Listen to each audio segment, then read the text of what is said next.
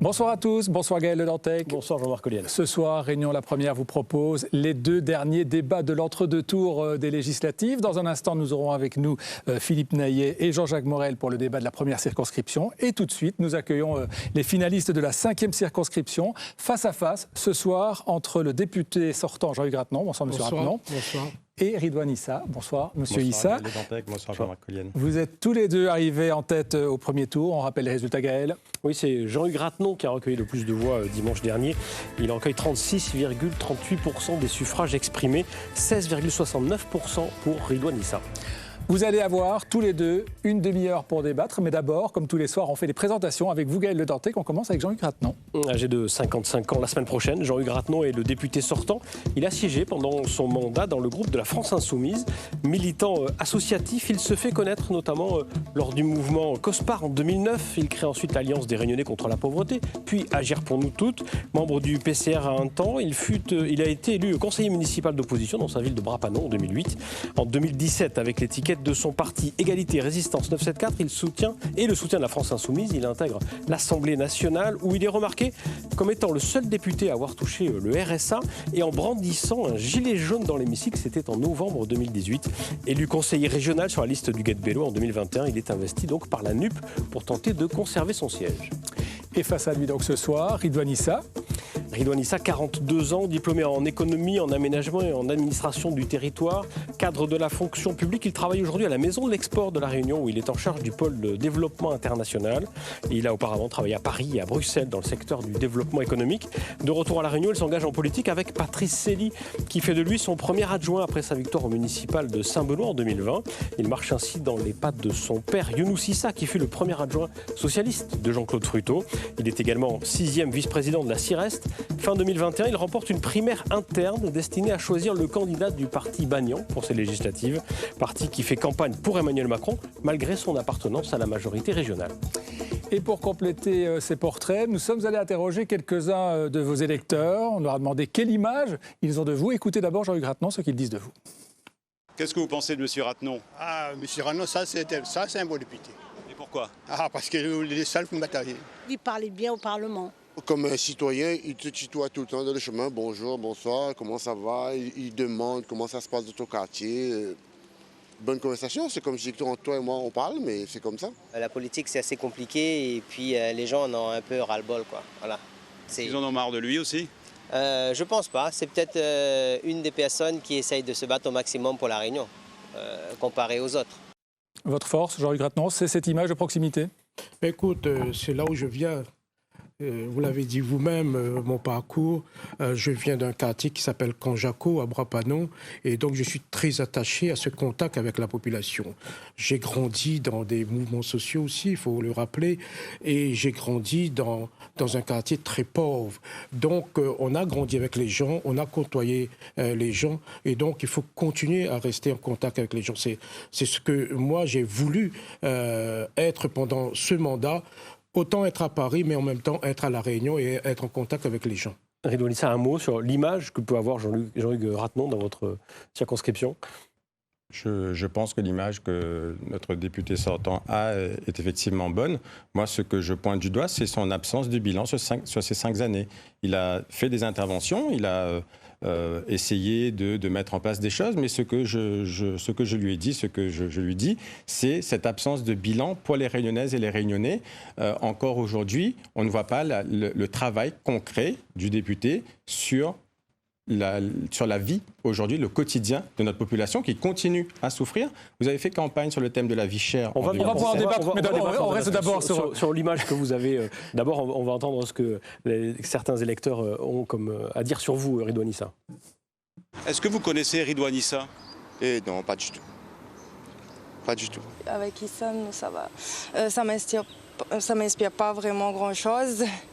Je ne sais pas où il veut aller. Je ne sais pas ce qu'il propose. Je ne sais pas. Est-ce que vous le connaissez? Non, du tout. Je ne le connais pas. Ni sa suppléante. Ridouane Issa, il est encore jeune. Il a l'avenir. Il peut continuer. Pour une première fois, mais il a bien travaillé. Il va continuer comme ça. Et la victoire sera là. Pour moi, mettre les jeunes en place. les vieux là, ils volent, ils savent là-bas, ils disent ça donne. Quand il y a là-bas, aucune parole sort dans notre bouche pour dire ça donne à nous quelque chose.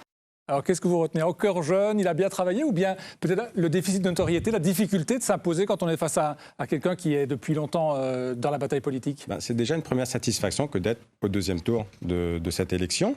Avec, effectivement, je suis un jeune engagé en politique. Ça fait 2 ans, depuis 2020, ça fera 2 ans au mois de juillet prochain que je suis engagé en politique.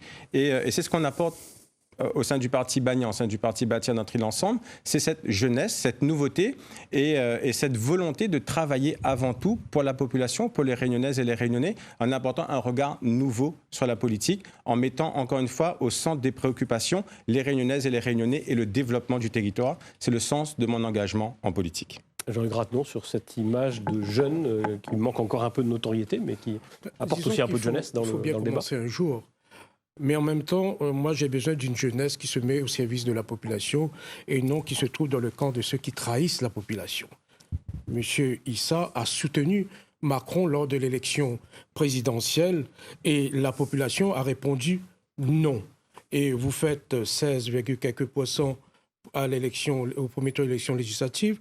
Dans votre commune et sur la circonscription, M. Macron avait fait 17, 18 ou 19%. Ça montre bien que votre orientation n'est pas comprise, est totalement refusée par la population. Je pense que c'est ce qui ressort aussi. Nous avons besoin d'une jeunesse qui écoute les gens et qui serve l'intérêt de la population et non dans une logique de trahison. Je l'ai dit et redit, je ne soutiens pas Emmanuel Macron dans cette élection législative. C'est une élection différente. Aujourd'hui, je suis le candidat du peuple réunionnais, je suis le candidat d'un parti réunionnais. Le candidat d'Emmanuel Macron a été éliminé. C'était Laurent Virapoulet. Aujourd'hui, c'est un autre combat. Aujourd'hui, je porte le drapeau réunionnais 100% pays. Et dans cette élection, effectivement, la jeunesse, moi, je n'ai trahi personne. Je reste droit dans mon fil conducteur pour cette élection législative. Je suis un candidat de proximité, mais il est sur toutes les communes. L'ami sort de Salazie, mais il était encore à Bras-Panon, ce soir il sera à Saint-André. Donc l'objectif, c'est vraiment de travailler au service de tout le monde. Il y a 2 grandes communes, il y a 5 petites communes. Il faut pouvoir travailler et mettre en place un programme de proximité et qui soit proche de la population. Pour bien préciser les forces en présence, on va revoir l'ensemble des résultats du premier tour, puisqu'il y a également les autres candidats, Gaël. Oui, qui n'ont pas été qualifiés pour ce deuxième tour. En 3e position, arrivé Stéphane Foissin, avec 14,62% des suffrages. Vient ensuite Laurent Virapoulet, vous le disiez, c'était le candidat officiel de La République En Marche, 13,34%. Puis Marie-Luce Brasier-Clin du Rassemblement National, 9,01%. Léopoldine Setama, 4,66%. Les autres sont en dessous des 3%. On avait derrière Jean-Luc Grattenon 3 candidats du centre ou de la droite. Ni Stéphane Foissin, ni Laurent Virapoulet, jusqu'à présent, n'ont appelé à voter pour vous, Monsieur Issa. C'est un handicap? Déjà, une première lecture de ces chiffres, c'est que 63% de la population n'a pas voté pour Jean-Luc Grattenon dimanche dernier. Aujourd'hui, j'ai le soutien de Stéphane Foissin, qui a envoyé un communiqué de presse. J'ai le soutien de Janica Tchapa, maire de Bras-Panon également. Et j'ai discuté, j'ai appelé tous les autres maires pour pouvoir travailler en bonne intelligence et travailler en toute coopération, encore une fois, sur les 5 prochaines années. Moi, je ne me situe pas dans une prochaine élection. Je ne me projette pas, contrairement à Jean-Luc Grattenon, dans les élections municipales de 2026. Moi, je veux être pleinement impliqué sur cette mandature des législatives et être 100% impliqué. Ça signifie aussi quitter ces mandats de vice-président et de premier adjoint pour être pleinement candidat. Vous avez cité le soutien de Stéphane Foissin, celui de Laurent Virapoulet, vous l'aurez, vous l'attendez, vous l'aurez pas, vous en voulez pas? Écoutez, je l'ai dit, j'ai contacté tout le monde. Aujourd'hui, Laurent Virapoulet ne m'a pas répondu au téléphone. Jean-Luc Grattenon, vous êtes de ceux qui pensent toujours que Jean-Luc Mélenchon peut devenir Premier ministre et que vous pouvez avoir la majorité à l'Assemblée nationale malgré toutes les projections qui indiquent le contraire?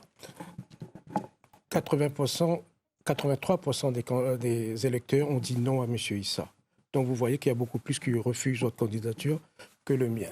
Deuxièmement, vous étiez en conférence de presse, vous avez présenté vos soutiens et parmi vos soutiens, il n'y avait aucun candidat du premier tour. Donc ça montre qu'il y a un malaise chez vous. Et les autres candidats, à mon sens, sont en train de réfléchir et d'écouter la population. Concernant l'élection législative, puisque nous parlons bien d'une élection nationale, nous parlons bien de l'élection législative, nous avons besoin d'une majorité à l'Assemblée nationale. Vous savez qu'il y a eu 5 élus dès le premier tour. Parmi les 5, 4 de la nouvelle Union populaire écologique et sociale et une députée ou un député d'En Marche. Et pour ce dimanche, nous avons 3 candidats qui se retrouvent seuls puisque les autres ont abandonné.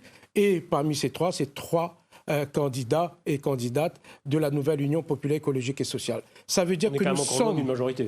Comment ? On est encore loin d'une majorité. On est encore loin, mais ça donne une tendance.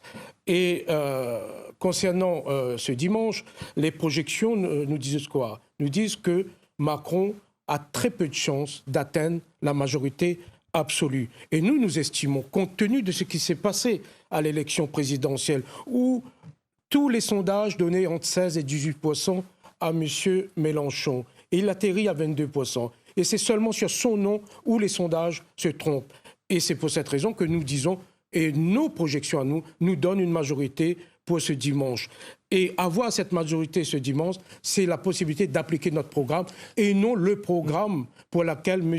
Issa a appelé à voter, c'est-à-dire le programme d'Emmanuel Macron. Monsieur Rathenau, à chaque fois que vous prenez la parole, c'est toujours Rathenau, Macron, Mélenchon, Macron. Quand ça nous cause un coup de la population réunionnaise, quand ça nous cause un coup des Réunionnais, c'est ça qui est important. C'est ça qui est important dans cette élection législative. C'est comment la population réunionnaise y perçoit demain 2 candidats à une élection qui veulent aujourd'hui travailler différemment, puisque où porte le programme d'un parti national, puisque où veut défendre Jean-Luc Mélenchon. Et moi, le seul truc que m'y veut, c'est de travailler pour la population. Peu importe, ni Macron, ni Mélenchon. C'est ça mon positionnement, c'est 100% pays dans cette élection. Malgré tout, une question d'ordre de politique nationale.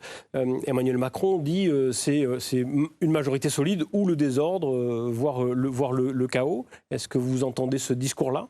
Je suis toujours sur la logique de créer un groupe Outre-mer à l'Assemblée nationale. C'est l'objectif que je porte. Sur 27 députés, il en faut 15 pour créer ce groupe Outre-mer, pour pouvoir s'exprimer sur chacune des lois. Qui n'aurait pas de cohérence idéologique ? Qui n'a pas de cohérence idéologique. La seule cohérence idéologique, c'est l'Outre-mer, c'est les problématiques de la Réunion au sein de ce groupe Outre-mer. Avant de parler de vos propositions, un mot sur votre positionnement, Jean-Luc Rathenau, par rapport au Rassemblement national. Joseph Rivière, dans un communiqué, appelle à faire barrage à Ridouane Issa, alors que dans toutes les autres circonscriptions où la NUP est qualifiée, il appelle à voter contre les candidats de la NUP. Comment expliquez-vous que vous soyez le seul à avoir ainsi les faveurs du Rassemblement national ? Peut-être que, sûrement, ils ont l'impression que M. Issa est celui qui représente le plus Macron, puisqu'ils sont anti-Macron. Il y a d'autres endroits, il y a d'autres circonscriptions où il y a des candidats. Je me dis peut-être, j'essaie de chercher l'explication aussi, mais en même temps, comme en 2017, et vous avez vos archives, en 2022, j'ai dit, il faut laisser les gens libres, la liberté d'expression. On ne peut pas pendant 5 ans briser, casser une population, porter atteinte à son pouvoir d'achat, porter atteinte à sa liberté à travers le pass vaccinal et toutes les interdictions, et j'en passe. Et au final, dire voter pour Macron ou faire barrage à Le Pen. C'était ma position. Pour être tout à fait clair sur ce sujet, vous avez déjà dit qu'il ne fallait pas condamner ce que Jean-Luc Mélenchon, ou vous-même appelez fâchés pas fachos, donc ok, pas les condamner eux, mais est-ce que le programme de Marine Le Pen, le programme du Rassemblement national, vous le condamnez ? Écoutez, je suis dans la nouvelle Union populaire écologique et sociale. Ce n'est pas un parti, c'est un mouvement. Maintenant, concernant le Rassemblement national à l'échelle nationale, je n'ai aucun contact avec eux. Mais à La Réunion... Est-ce que le programme... À La Réunion... Est-ce que vous condamnez le programme Je ne peux pas utiliser le mot « condamner » puisque je ne suis pas là pour condamner telle ou telle organisation. Un autre mot, est-ce que vous êtes Rassemblement national compatible ? Il n'y a pas de entre le programme que je propose et le programme du Rassemblement national dans le cadre de cette élection nationale, il n'y a pas de compatibilité. Par contre, il faut travailler avec nos élus. Et d'ailleurs, le maire de la Plaine des Palmises qui me soutient et vice-président de la CIRES, travaille à la CIRES avec M. Issa, qui lui aussi est vice-président de la CIRES, et ils ont voté d'une seule voix sur un certain nombre de dossiers à la CIRES. Ça montre bien une alliance entre les deux extrêmes. Ça montre bien une alliance entre l'extrême gauche et l'extrême droite. Il y a alliance entre les Rayonnaises et les Rayonnais. C'est ce que je vous... enfin, je vous entends vous exprimer là-dessus. Entre les Rayonnaises et les Rayonnais. Vous avez appelé à voter Marine Le Pen. l'Union Vous avez populaire. appelé à voter Marine Le Pen au deuxième tour de la présidentielle. Vous n'avez pas entendu ça. Ben si. Alors, Donc, on va aborder à présent vos propositions pour La Réunion et pour les 5 prochaines années. Nous vous avons demandé à l'un Vous et aussi, l'autre monsieur Ratneau. de préparer une proposition que vous pourriez nous exposer, comme on dit toujours, qui n'est pas nécessairement la plus urgente, mais qui est celle qui vous tient le plus à cœur, peut-être si vous êtes député dans les 5 prochaines années. Monsieur Issa, on vous écoute. Alors, je l'ai dit, moi, celui qui me tient le plus à cœur, c'est de travailler sur ce projet de loi, une proposition de loi sur l'eau. Ça arrive à l'Assemblée nationale d'ici la fin de l'année. Donc, l'objectif, c'est de faire en sorte que tous les Réunionnais, aujourd'hui, tous les foyers réunionnais aient accès à un tarif de l'eau le plus bas possible. Et ça va se passer comment? C'est en mettant en place un tarif le plus bas possible sur les 50 premiers mètres cubes de l'eau. C'est une mesure de justice sociale. Ça se fait sur le projet de loi. C'est comme pour l'électricité. Il y a un tarif dit social, il y a un tarif le plus bas possible pour les foyers modestes. C'est la même chose sur l'eau. Aujourd'hui, ça n'existe pas. Donc, il faut déjà une loi pour réglementer et ensuite, c'est appliqué par les collectivités comme la CIRES par la suite. Donc, ce tarif, ça permettra un gain de pouvoir d'achat. Diviser le prix des factures d'eau, c'est ce que les Réunionnais attendent sur l'eau potable, sur l'assainissement. C'est important pour tous les travailleurs et pour tous les foyers de la Réunion. Ça touchera l'ensemble des foyers réunionnais. Et ça, c'est une mesure de justice sociale, d'égalité des chances pour que tout le monde puisse en bénéficier. Ça n'est pas ciblé, c'est-à-dire que c'est pour tout le monde. C'est pour tout le monde, ce n'est pas ciblé. C'est les 50 premiers mètres cubes de la facture d'eau sur l'assainissement, sur l'eau potable, soit au tarif le plus bas possible. Je regrette, non. Bonne idée? c'est une très bonne idée. Et c'est pour cette raison que je l'ai proposé à l'Assemblée nationale. Et que vous n'avez pas eu de retour. S'il vous plaît. Que je l'ai proposé à l'Assemblée nationale et que le groupe En Marche, le groupe du président Macron, c'est-à-dire son candidat... Je ne suis pas le candidat d'Emmanuel Macron. Ces gens-là ont botté en touche. Mais nous allons y revenir, puisque dans le cadre de la nouvelle Union populaire écologique, son programme, je soutiens un programme et non une personne, eh bien, il y a l'état d'urgence sociale. Et dans le cadre du programme d'état d'urgence sociale, il y a cette proposition des premiers mètres cubes d'eau gratuits, plus le blocage des prix. Mais ça m'étonne quand même parce que M. Célie, président de la CIRES, a organisé une réunion cette semaine en visioconférence avec Paris, puisque c'est Paris qui commande, à mon avis, dans ce sens-là. Paris commande pas nous, hein. Paris commande pas nous. Et il propose, avec l'accord de M. Célie, Paris, avec l'accord de M. Célie, propose une augmentation de 20% de la facture d'eau au niveau de la CIRES. Pas du tout. J'ai les documents, je vais les montrer un jour. Vous pourrez me les donner. Ou demain. Il n'y a pas de problème. Demain, pas de problème. Maintenant, concernant la proposition de loi, pour répondre à la question que vous avez posée à M. Issa, je pense que vous posez peut-être vous allez avoir la parole, mais peut-être juste là-dessus la réponse de M. Issa sur l'élément de l'augmentation du prix de l'eau plutôt que de diminution. Il n'y a aucune discussion cette semaine entre le président Célie et Paris sur une quelconque tarification de l'eau. Avec le maire de Saint-André, avec qui que ce soit, qui que vous voulez, à la CIRES aujourd'hui. Il n'y a pas de projet d'augmentation. Il n'y a pas de projet. Non, il n'y a pas d'augmentation de tarif de l'eau en cours de négociation.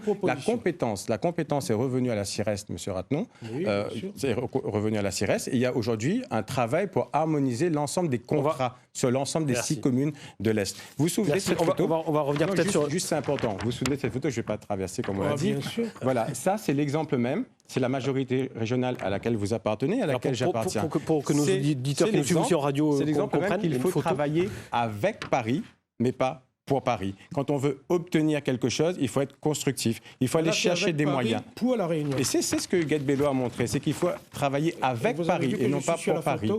C'est une photo. Sur la photo, précisément, sur la photo, on voit Huguette Bello avec le président. Au moment d'obtenir des crédits pour la nouvelle route du littoral. Non, mais Huguette Bello pour le PLR. Et donc j'étais à Paris, dans l'intérêt de la Réunion. Il n'y avait pas que la nouvelle route du littoral, et il y avait aussi le programme formation. Il y avait effectivement le programme formation, mais c'est l'exemple même. Je suis dans la même. Non, nous sommes dans le même camp. Nous sommes dans le même camp. Il faut aller chercher des moyens. Vous ne l'avez pas fait depuis 2017. Il fallait attendre que Huguette Bello arrive pour vous montrer comment travailler avec Paris. On va écouter votre proposition de loi, celle qui vous tiendrait à cœur, Jean Gratneau. C'est une proposition globale, et je l'ai dit dans mon intervention tout à l'heure. Il y a toutes les propositions qui relèvent du droit commun, comme le SMIC, comme la retraite, etc., etc. Et dans le cadre de ce programme de la nouvelle Union populaire, qui est un programme national, et le national, c'est aussi la Réunion, j'ai fait cette proposition, et ça a été intégré, c'est la proposition de l'état d'urgence sociale dans les Outre-mer, pas seulement pour la Réunion, mais sur l'ensemble des Outre-mer. Et dans le cadre de ce programme de l'état d'urgence sociale pour nos territoires, c'est le blocage des prix, c'est l'eau, que ce soit l'assainissement, mais aussi l'eau potable, ce sont les factures, c'est le rattrapage au niveau des services publics, que ce soit dans le domaine de la santé et notamment en prenant en compte le coefficient géographique, mais aussi dans le domaine des déplacements, comment sortir du tout automobile. C'est aussi dans le domaine de l'éducation, comment élever le niveau, la connaissance rayonnaise. Ça veut dire avec plutôt des questions ou est-ce que c'est un projet de loi qui apporte des propositions de loi qui apporte des réponses proposition précises de loi et c'est l'état d'urgence sociale dans les Outre-mer. C'est une mesure spécifique Je n'ai pas compris globale. Concrètement. On a parlé d'une mesure. Ah non, mais j'ai pas entendu. C'est global, encore une global. fois. Mais qu'est-ce qu'il y a dedans à l'intérieur? Mais c'est un élément. Vous avez du mal à comprendre, à mon avis. Non, c'est plutôt vous qui avez du mal à expliquer ce que vous voulez. Oui, mais eux, ils ont très bien compris. Non, ils vous ont reposé la question. Les gens de l'autre côté aussi. Mais ils vous ont reposé la question. Oui, mais vous êtes journaliste maintenant. Nous avons ce qu'on appelle un projet, un programme. C'est le programme de la nouvelle Union populaire écologique et sociale. Et dans ce programme, il y a le volet Outre-mer. Et ce volet concerne les Outre-mer. Et dans le volet Outre-mer, et je dis en plus de ce qui relève du droit commun, c'est la loi sur l'état d'urgence sociale dans les Outre-mer et à La Réunion. Et de dire que ni Macron, c'est un mensonge en plus, ni Mélenchon, et être isolé, on ne pourra pas voter de loi en étant isolé. On peut. Je vais vous le prouver par la suite, je vous laisse finir. Et laissez finir, oui. Dans la mesure où tous les candidats à l'élection législative, c'est-à-dire les 400 autres qui restent, approuvent ce programme, automatiquement, nous aurons la majorité à l'Assemblée nationale et cette loi sera votée.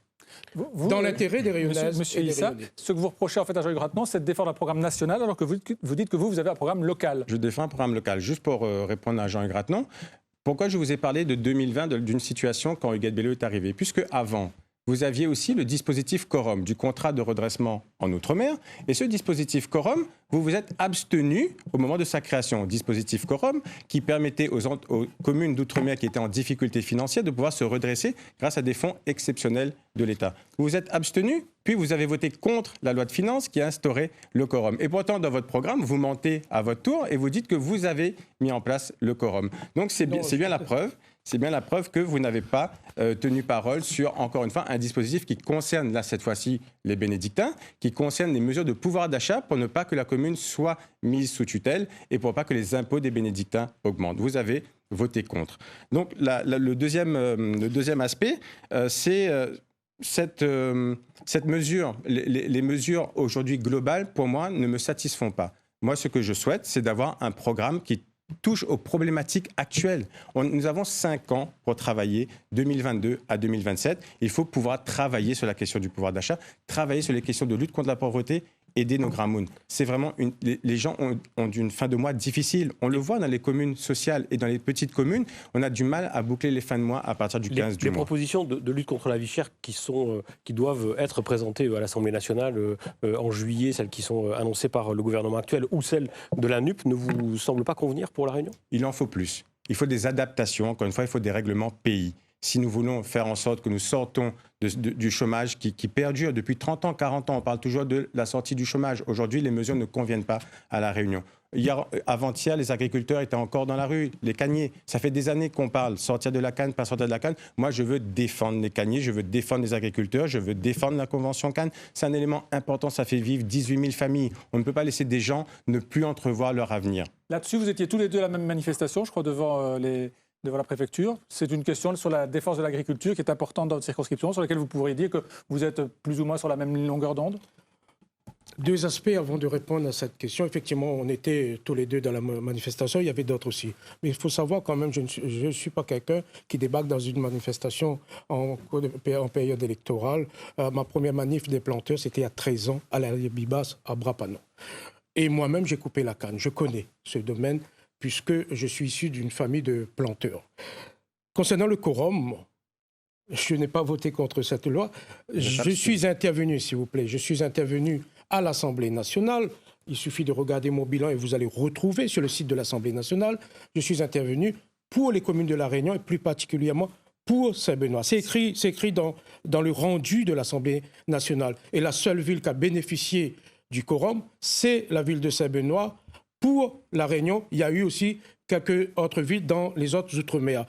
Autre aspect, Ponogramoun, nous disons quoi? Pas une retraite en dessous de 1 500 €. Et vous dites que ce n'est pas suffisant. Pas un minimum vieillesse en dessous du seuil de pauvreté qui est fixé, je crois, à 1063 ou 1068 €. Et je reviens, c'était quoi encore votre question? Excusez-moi. Vous ne savez plus aussi. Donc.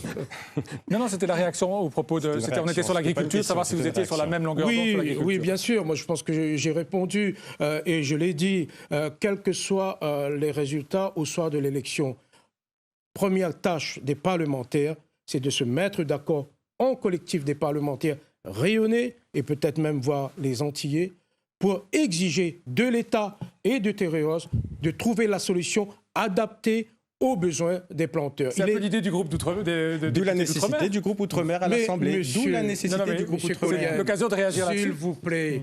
Mais si vous regardez 2018, où j'étais avec les planteurs du côté de la préfecture, dès ma descente d'avion, où j'étais à l'Assemblée nationale avant, il y a eu un collectif des parlementaires. L'ensemble des parlementaires avaient interpellé l'État. Ce n'est pas une nouveauté. Et en ce sens, à l'Assemblée nationale, il existe la délégation outre-mer, où on retrouve l'ensemble des parlementaires. Donc il n'y a pas besoin pour vous de former un groupe de parlementaires? Il n'y aura pas de groupe de parlementaires des outre-mer dans l'hémicycle, puisque les conditions ne sont pas réunies. Il suffit de faire une projection, de regarder qui sont les candidats.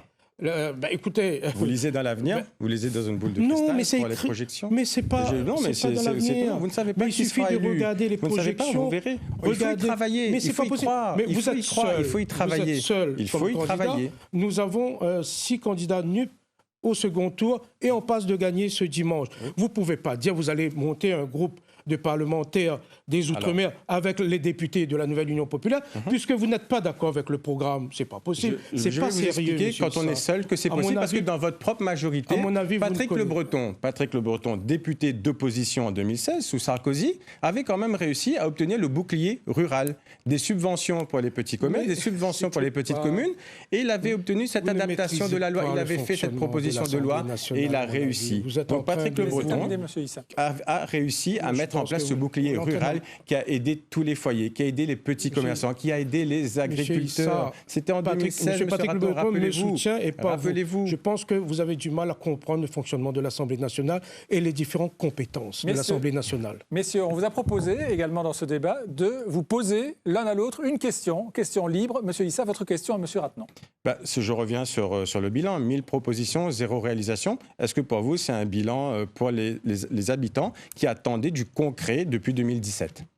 J'ai un très bon bilan, monsieur Issa, mais pas assez, compte tenu de la situation de la population rayonnaise. Mais j'étais aussi dans l'opposition. Maintenant, en termes de bilan, savez-vous que à l'Assemblée nationale, et ça a été reconnu par le cabinet de M. Lecornu, ministre des Outre-mer, j'ai soutenu les petites villes de demain.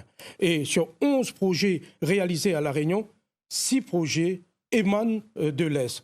Et c'est votre président qui a cette responsabilité. Il y a un autre dossier qui concerne l'aspect sanitaire dans l'Est. C'est le coefficient géographique. Le coefficient relever le financement de nos hôpitaux et ce sera voté dans le cadre de la loi de finances de la sécurité sociale dès septembre. Et c'est 15 millions d'euros en plus pour l'hôpital public. Et ça va bénéficier au GHR. Et le président du conseil de surveillance du GHR, c'est votre mentor. Monsieur Ratnan, on ne va pas pouvoir écouter tout votre bilan parce que, effectivement... Je réponds à la question. Oui, mais en termes de... Comme la question est sur le bilan... Si ça dure non, mais il faut faire plus. Non, monsieur Ratnan, oui. Mais je peux répondre pendant 2 heures de temps. Vous avez répondu, j'ai un bon bilan, mais ce n'est pas assez. On doit partager le temps de parole, vous avez un temps de parole. Moi, je n'ai jamais assez de temps. D'accord. Et on écoute votre question à monsieur Issa. Monsieur Issa, que pensez-vous de l'honnêteté, de la transparence en politique ? Je suis tout à fait pour l'honnêteté, la transparence en politique. Il n'y a aucune difficulté là-dessus. Je suis pour la déclaration de patrimoine, déclaration d'intérêt. Je suis pour la transparence. Je suis pour la baisse des indemnités aussi des parlementaires. Au niveau des élus, nous avons montré l'exemple. À Saint-Benoît, nous avons baissé les indemnités des élus de par le fait des difficultés que la ville rencontrait. Donc aujourd'hui, un engagement en politique, pour moi, doit être entier. Un engagement en politique doit être vraiment au service de la population, au service du territoire, sur le temps du mandat. Il faut tenir compte aussi de la durée des mandats. Quand on travaille pendant 5 ans, pendant 6 ans, c'est aussi obtenir des résultats concrets, tangibles. Et je n'ai pas entendu votre bilan sur la vie chère. Il y avait une sous-question, il y avait un sous-entendu. Il y avait un sous-entendu, Jean-Hugues Rattenon, dans votre question. Comment ? Il y avait une sous-question, un sous-entendu dans votre, questionnement. Je peux vous montrer 2 documents. Rapidement, parce que... Non, mais vous me posez une question, laissez-moi répondre. Non, voilà, ça, Monsieur Issa a dit je suis pour la déclaration d'intérêt et la transparence. Capture d'écran, le site de la Haute Autorité pour la transparence de la vie publique. Déclaration non déposée, Monsieur Ridouane Issa. Ça veut dire quoi? Alors non, je vous remercie. Non, je vous remercie là-dessus. Donc effectivement, ça fait quelques jours. Non, ça fait quelques jours que vos équipes m'ont alerté là-dessus. Et effectivement, j'ai appelé la Haute Autorité de la vie publique et pour leur signaler que pourquoi ils n'avaient pas pris en compte ma déclaration. Il y a eu un bug informatique. Donc c'était bien déposé et non pas pris en compte. Non, mais vous pouvez. Et je l'ai préparée. Alors je peux pas traverser le plateau. Elle est ici. Non, faut pas parce que vous allez. Voilà, je sais. Voilà, elle est ici. Je voulais transparaître. Vous aurez vous allez me une donner copie ça après, et je vais vous la donner. Il n'y a pas de problème. Il faut savoir quand même que dès le moment où on ne déclare pas, la mention déclaration non déposée apparaît lorsque la haute autorité ne dispose pas de la déclaration du responsable public une fois le délai légal de dépôt écoulé et une fois que la procédure de relance amiable ont été épuisées. Je vous rassure, elle a été Son déposée, dossier est susceptible de faire l'objet d'une transmission pour non-dépôt au procureur de la République. Je vous rassure. Organiser une conférence elle est ici. Je ne peux pas traverser le plateau, sinon je vous l'aurais donné. Elle est là, elle est prête pour vous, je vous l'ai emmenée. Donc, par contre, il faut aussi être transparent au niveau du patrimoine, parce que vous l'avez déclaré en 2017 et on n'a pas vu l'évolution de votre patrimoine de quelqu'un qui est parti au RSA jusqu'à aujourd'hui. Parce que la loi nous oblige aussi à le déclarer en fin de mandat et dès le début de notre mandat. Donc vous ne vous êtes pas enrichi sur la durée du mandat. Pas du tout, j'ai pas de patrimoine, monsieur. D'accord, attention, parce que vous allez vous déclarer aux élections municipales. Non, pas du tout. Attention. Pas du tout. Monsieur Ridouane Issa, vous avez un temps de parole de retard assez conséquent sur Jean-Hugues Rattenon. C'est pour ça que vous m'avez arrêté alors. C'est chronométré. Juste, est-ce que vous pouvez nous expliquer quelles mesures vous pensez mettre en place pour un rééquilibrage en faveur de l'Est? Pour le rééquilibrage en faveur de l'Est, il faut déjà travailler sur la question de l'emploi. Il faut redonner de l'emploi aux personnes qui habitent sur le secteur Est et sans oublier les petites communes, sans oublier Saint-Philippe, Sainte-Rose, Salazie, la Plaine des Palmistes. Et la seule façon d'y arriver, c'est de travailler avec les responsables économiques, avec la Chambre de commerce, avec la Chambre des métiers. Et je les aiderai sur la zone franche globale pour que les entreprises puissent bénéficier, encore une fois, d'exonération de charges patronales, d'exonération de charges fiscales pour pouvoir embaucher. C'est ce qui importe. Et la nouvelle notion que je présente, c'est la zone franche agricole. C'est les agriculteurs les premiers employeurs de la circonscription. C'est important que aussi les agriculteurs puissent bénéficier des exonérations de charges pour pouvoir payer davantage leurs employés. Qu'on comprenne bien, zone franche globale, ça veut dire pas de charges pour toutes les entreprises qui s'installent à La Réunion. Pour tous les employeurs, agricoles ou commerciales. On pense qu'on évalue qu'est-ce qu'on perd comme ressources.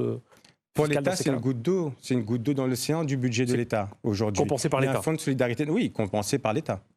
On arrive déjà au terme de ce débat. On vous a demandé également de préparer une photo qui, pour vous, symbolise votre circonscription. On commence d'abord par votre photo, Jean-Hugues Rattenon. Si vous pouvez nous la présenter, nous la commenter. Elle va apparaître dans un instant.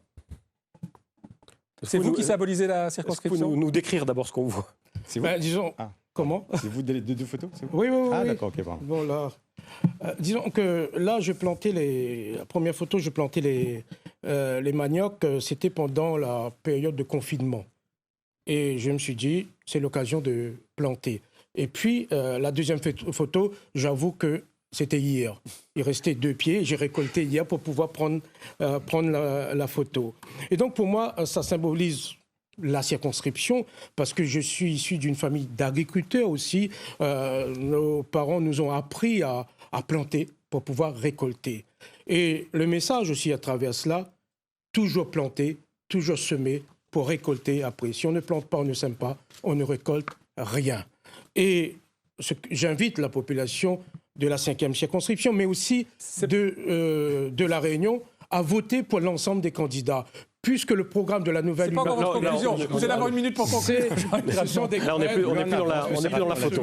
On va pouvoir récolter après. On n'est plus dans la photo. Là, on a compris la métaphore. Ridouane Issa, c'est à votre tour pour votre photo. Voilà une photo qui symbolise le passé industriel, le passé agricole de la Réunion. C'est notre identité. Parce que le peuple a travaillé à l'usine. Et dans l'usine, il n'avait pas grand causeur, petit faiseur. Il avait beaucoup de travail dur. Et moi, il veut aussi travailler dur pour la population. Ici, on voit les cagniers. Encore aujourd'hui, il faut aller défendre Azote. Ici, on voit les travailleurs. Il faut être aux côtés des travailleurs, augmenter le SMIC à la Réunion. Ici, on voit les patrons, les entreprises. Il faut aussi les accompagner demain à créer de l'emploi. Et nous voit aussi la tradition réunionnaise. Il faut défendre la tradition. Il faut défendre les roncoques. Moi, il dit, il faut défendre les roncoques à la Réunion. Mais j'espère que vous êtes d'accord avec moi. Il faut défendre les pêcheurs bichiques aujourd'hui, M. Ratnon. Aujourd'hui, ils sont dans l'impasse. Il y en a beaucoup aujourd'hui et ils gagnent plus vivre de notre gagne-pain. Et c'est ça, aujourd'hui, cette tradition réunionnaise, la tradition longtemps, le patrimoine. C'est ça qui nous caractérise et c'est ça aussi le fil conducteur sur les 7 communes de la circonscription. À Saint-Philippe, il y avait des usines. À Sainte-Rose, il y avait l'usine. À Brapanon, il y avait l'usine. À Saint-Benoît, il y avait l'usine. À Saint-André, il y avait l'usine. C'est ça le fil conducteur, notre source, notre force, notre richesse dans la 5e circonscription. Vous allez avoir maintenant chacun une minute pour conclure, comme le veut la tradition. Et le tirage au sort a établi que vous commencez. Jean-Yves Grattenon, on vous écoute. Oui, de manière comme cela, dire que déjà merci pour vos propos. Vous avez fait la démonstration que vous mentez énormément. Et concernant les bichiques, les roncoques, les champs de canne, j'étais dans les rivières de la rivière du Mât et de la rivière des Roches et de Saint-Benoît. Je sais ce que c'est. Moi, j'ai vécu tout cela. J'étais aussi à l'usine. Mon père travaillait à l'usine. J'ai vécu tout cela. Nous, on connaît ce que c'est que le travail dur. Mais par contre, ce qu'on ne sait pas, c'est le mensonge. Sur votre déclaration, vous avez menti, puisque vous avez la possibilité de le montrer aux caméras, même si vous ne pouvez pas vous déplacer. Mais sur votre soutien aussi à Macron. Macron 2022, vous êtes en réunion de quartier à Saint-Benoît. Où ça ? Et à Saint-Benoît, c'était le 3 avril. 10 secondes. Et donc, voilà, on ne peut pas continuer à mentir. Jeune, oui, menteur, non. Merci. Votre conclusion à présent, M. Issa. Alors, M. Radnon, mon grand-père a travaillé à l'usine Beaufort aussi. Mais il signale là-haut que moi, dans ma famille, il y en a Malba, il y en a Arabes, il y en a Tamoul, il y en a Créole, il y en a tout le monde, il y en a même des chrétiens. Donc, aux habitants de l'Est et du Sud sauvage, je veux vous dire que ce dimanche 19 juin, vous aurez le choix en 2 types de députés. Celui qui travaillera pour Paris avec un parti national, Jean-Yves Grattenon, et celui qui travaillera ici, à vos côtés, pour notre population. Je serai un député libre, ni Macron, ni Mélenchon, M. Rattenon, 100% Réunion, 100% réunionnais. Je travaillerai pour une adaptation pays des lois et des textes qui seront votés pour baisser les prix à la consommation, pour que nos entreprises puissent créer de l'emploi et avoir plus de travail pour les Réunionnais. Oui, je travaillerai pour l'emploi des Réunionnais à La Réunion. Je travaillerai pour le retour des fonctionnaires ultramarins exilés. Ils doivent pouvoir retrouver leur île et leur famille. Si vous êtes pour le retour des fonctionnaires ultramarins, votez pour moi. La préférence régionale n'est pas un gros mot. Alors oui, je serai un élu local et fier de l'être, fier de travailler pour la sécurité de la population et fier de travailler pour notre bien-vivre ensemble réunionnais. Mikone Kissamile, Mikone Osamile, et demain, à l'Assemblée nationale, il fera entendre Zot voix. Mais il ne veut pas être juste un député, mais il veut être un député réunionnais. Merci à Zot. Merci à tous les deux d'avoir débattu ce soir sur Réunion la Première. Dans un instant, notre dernier débat, le débat de la première circonscription avec Philippe Naillet et Jean-Jacques Morel.